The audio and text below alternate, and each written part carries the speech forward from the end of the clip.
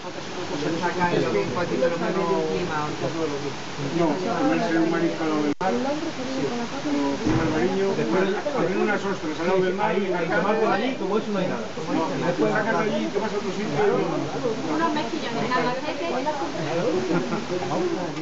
Sea casero.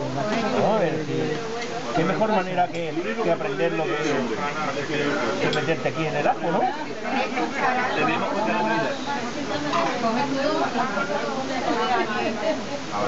Yo cojo dos y esto todo me la paso a vosotros. Muy bien. Yo preguntaba porque a veces el huevo de codorniz, de pernil. Bueno, el tamaño del cuadrante, ¿no? Hubiese sido más adecuado de codorniz para el tamaño del cuerpo. De gallinero. Claro. Más pequeños, ¿no? Bueno. Muy bien. Porque un grado arriba, un grado abajo, lo cambia la diferencia. Sí. O te queda crudo o te queda ya cocido.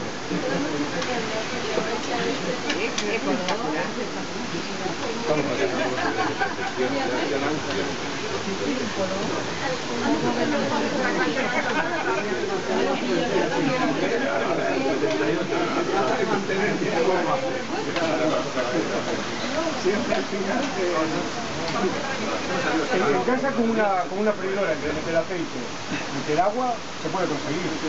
Llevando con una buena freidora, controlar la temperatura, se puede conseguir.